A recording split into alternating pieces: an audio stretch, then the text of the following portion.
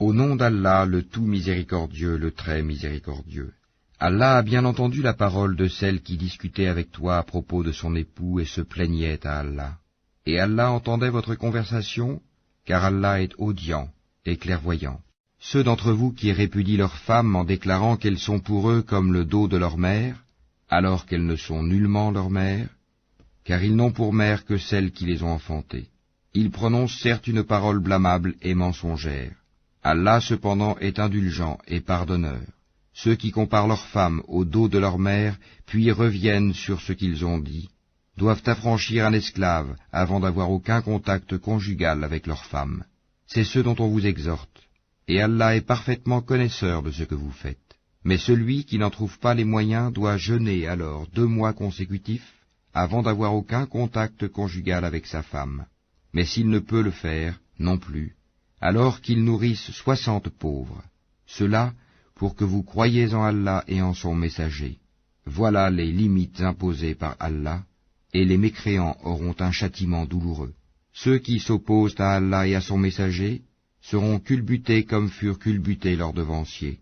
Nous avons déjà fait descendre des preuves explicites, et les mécréants auront un châtiment avilissant. Le jour où Allah les ressuscitera tous, puis les informera de ce qu'ils ont fait. Allah l'a dénombré, et ils l'auront oublié. Allah est témoin de toutes choses. Ne vois-tu pas qu'Allah sait ce qui est dans les cieux et sur la terre? Pas de conversation secrète entre 3, sans qu'il ne soit leur 4e, ni entre 5, sans qu'il ne soit leur 6e, ni moins ni plus que cela, sans qu'il ne soit avec eux, là où ils se trouvent. Ensuite, il les informera, au jour de la résurrection, de ce qu'ils faisaient, car Allah est omniscient.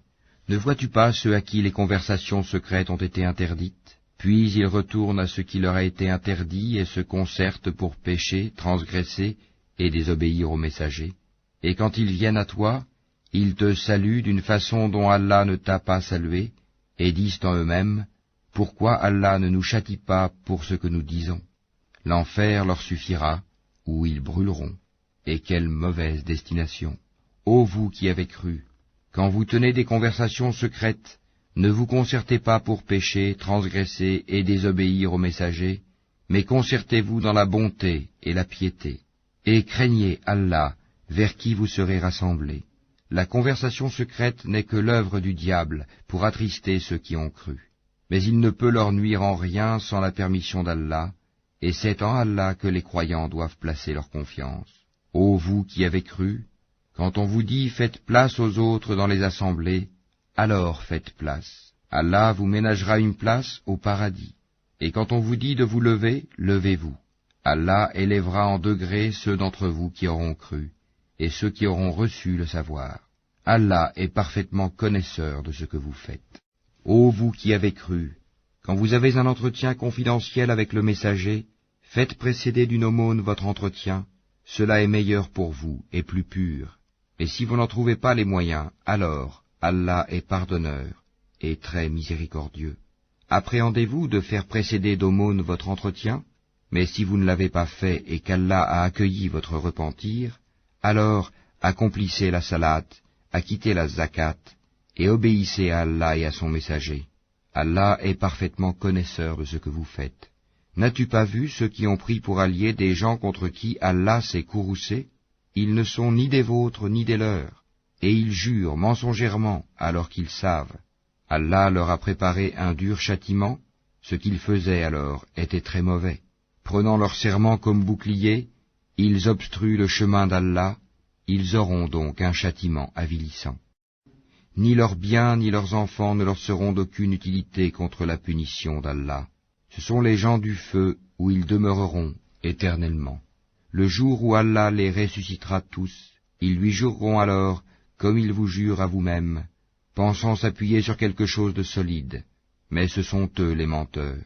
Le diable les a dominés et leur a fait oublier le rappel d'Allah. Ceux-là sont le parti du diable, et c'est le parti du diable qui sont assurément les perdants. Ceux qui s'opposent à Allah et à son messager seront parmi les plus humiliés. Allah a prescrit, « Assurément je triompherai, moi ainsi que mes messagers.